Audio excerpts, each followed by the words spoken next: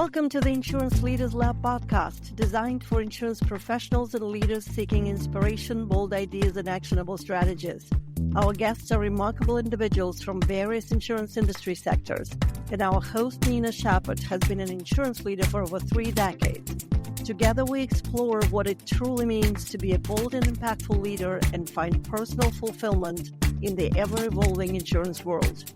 New episodes are released bi-weekly on Thursdays. Be sure to follow the podcast on your platform of choice to receive alerts when new episodes drop.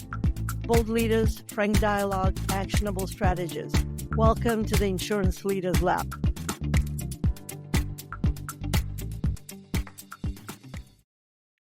Good morning, everyone. Welcome to the reflection point for Q1 of the Insurance Leaders Lab podcast, a platform dedicated to sharing inspiring stories, bold ideas, and actionable strategies for insurance professionals interested in leadership and personal development.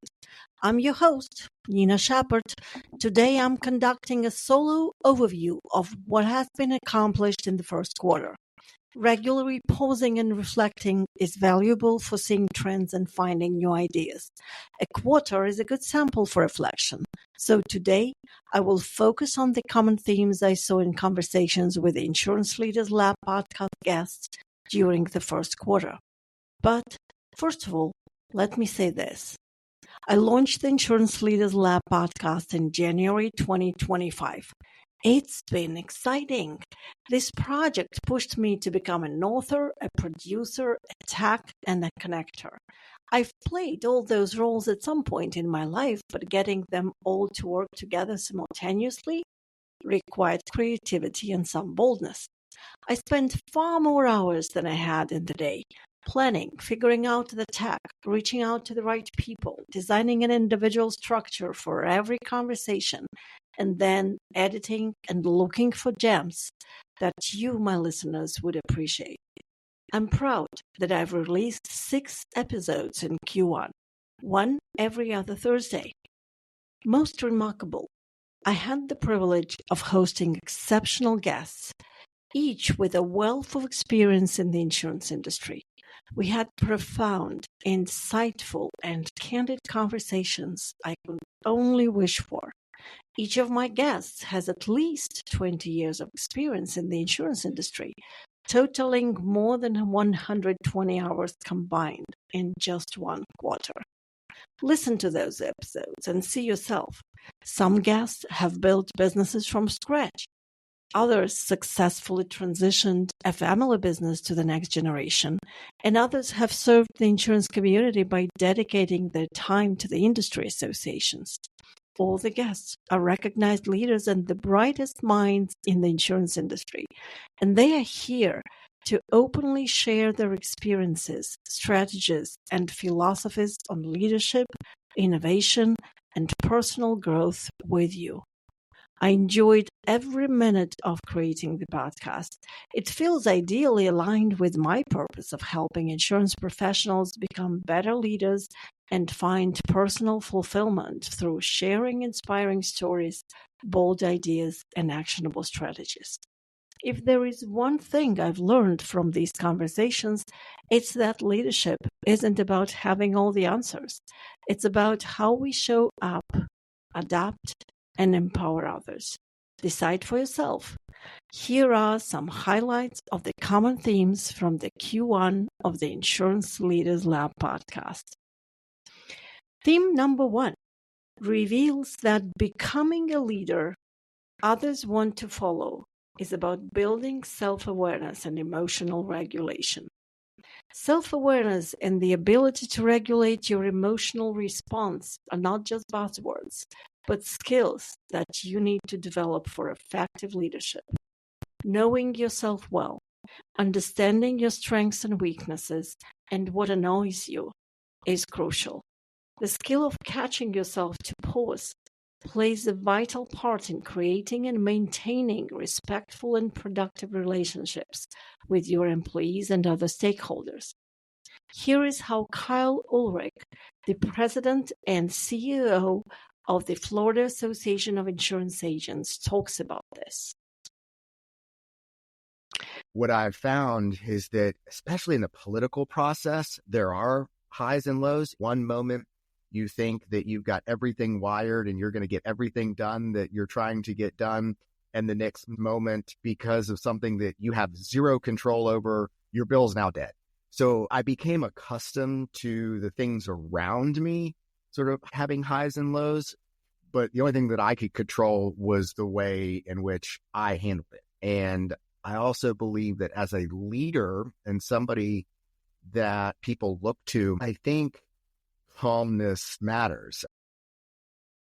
There are various ways to maintain your composure, whether it's stepping outside for a walk, drinking a glass of water, or taking a deep breath. These are simple yet effective strategies for immediate relief. To approach it more strategically, take time to find what works best for you. For example, Kirkland Smith, the operations director at EOI Direct, walks 10-15 miles a day on a treadmill.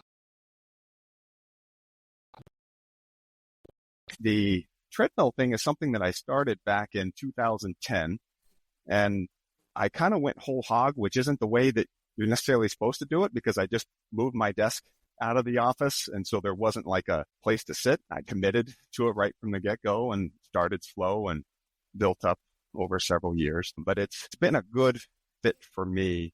It helps with, I have a lot of anxiety, you get depressed, or your perspective gets a little colored. And the movement is something that helps me manage that. I'm a little sharper when I can walk around versus sitting for long periods of time. So it's been a very good fit for me. Theme number 2, leadership is all about your people. Everyone I spoke with drove home a powerful point. Great leadership begins with putting people first.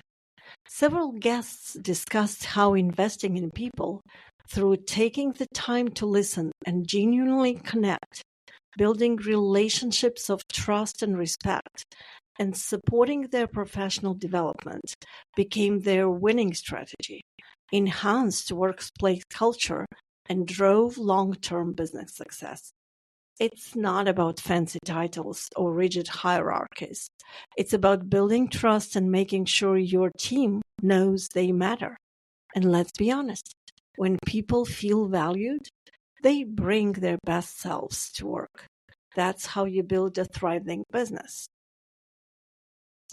I would say invest in people. As I said earlier, I absolutely believe that the success of any enterprise is predicated on its people. And it's not easy. It takes time. I mean, the amount of time that I spend here at the association making sure that the people on my team know that they can come and talk to me, know that I will try to help them in any way that I can. It's a big part of what I do, because I think it's the best way to foster a culture of caring and a culture that really wants to succeed as a team. And it starts from the top. You have to listen and you have to invest the time in people. I see it a lot that we all have these things that we need to accomplish. And you get so hyper-focused on accomplishing the goal without stepping back and thinking about how you're going to get there and what resources you need to be able to put together. And typically that's finding the right people that can work together. And you can accomplish so much more when you work together than, assigning a task to one person. And so my biggest advice would be invest in people, spend the time, even though it's hard, even though it's time consuming, even though it can be really frustrating at times. In a world of scarce talent, leaders must learn to clearly communicate their organization's missions and values and find ways to align these with what their people need and value. It's often about the art of compromise that allows us to find that alignment. I had to learn how to listen to people, to try to figure out what it is that they're trying to accomplish and how can what I'm trying to get done fit with what you're trying to get done. I mean, it's the art of compromise. It's the art of trying to, accomplish a goal while at the same time having somebody else accomplish their goal. And so when we hire people, it's all about trying to figure out what makes them tick, what motivates them, and whether, frankly, I think that they will be a good fit within the team. My guests strongly emphasize today's leaders' responsibility to mentor and develop the next generation.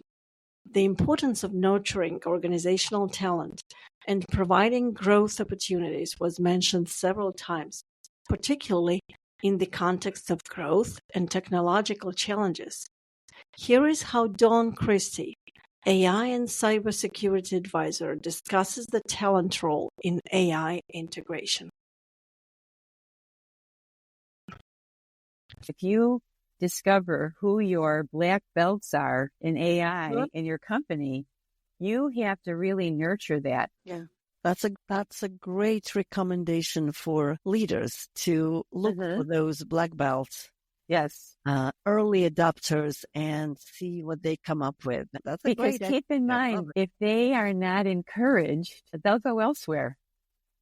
That's the thing about it's that whole issue of retaining top talent, which has been an issue for years in cyber with people jumping around, and now the same thing with AI.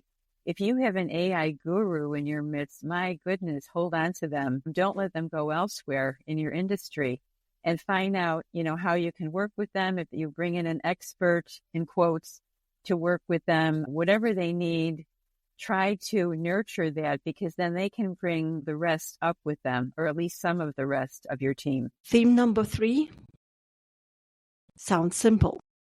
Get involved. Focus on serving others can take different forms. Several guests discussed their educational endeavors. As leaders, we are responsible for mentoring, guiding, and creating opportunities for those who come after us. If we want to leave a lasting impact, we've got to pay it forward. This responsibility to mentor and develop the next generation extends beyond our employees to our clients and communities. It's a continuous learning journey for all of us, and that's the opportunity to grow together and raise all the boats.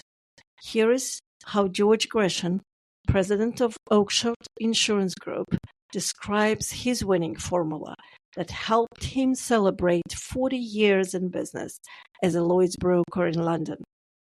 Combine today work with education and book writing.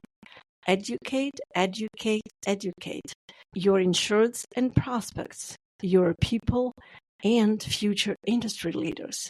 Organize seminars, speak at conferences, and write books. Theory and practice should go hand in hand. Listen how he talks about his winning formula. That was reading, meeting, speaking, writing, teaching. And I call it George Gresham's winning formula. Yeah. Because before you start speaking to potential clients or existing clients, you have to read a lot. Okay? And the first 2, 3, 4 years in insurance, I was reading everything, like structure of the ship, world shipping, international private law, international private marine law, maritime law, and so forth. So reading is important. Then you have meeting people already being prepared, speaking to people. Then after the meeting, writing to people. And the most important is teaching.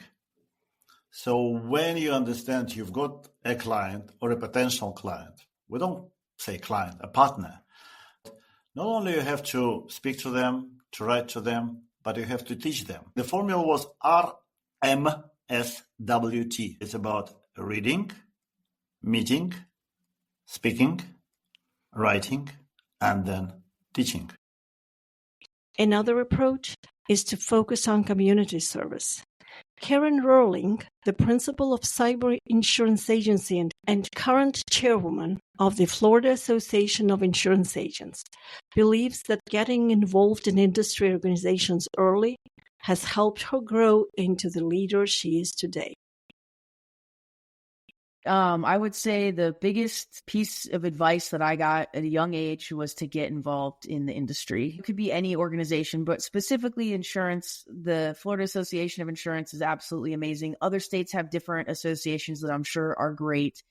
Being involved and getting to know other agents, supporting other agents and agency owners, and not necessarily even an owner. It could be just somebody within the agency who's in the service side or the sales side or claims or whatever they are. I feel like being surrounded by insurance professionals that are all looking to learn and grow and provide help, and then also ask for help when needed, has really been a game changer. It also keeps me very informed on what's happening before it happens in the industry. Being involved on a board level is absolutely phenomenal.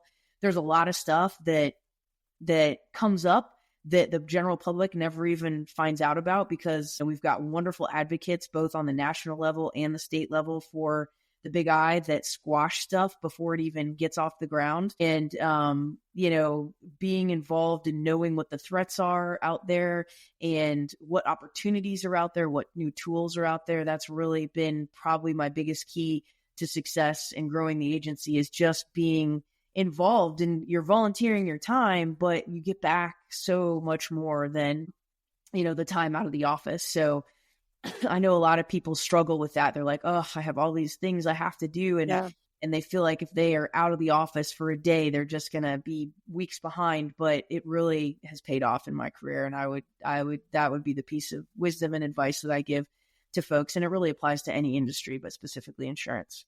So if you haven't yet, I encourage you to check out these episodes on Insurance Leaders Lab, and let's keep the conversation going. Listen to these episodes, reflect on the leadership lessons, and share your thoughts with us. What leadership lessons have shaped your journey? Let's talk. Bye for now.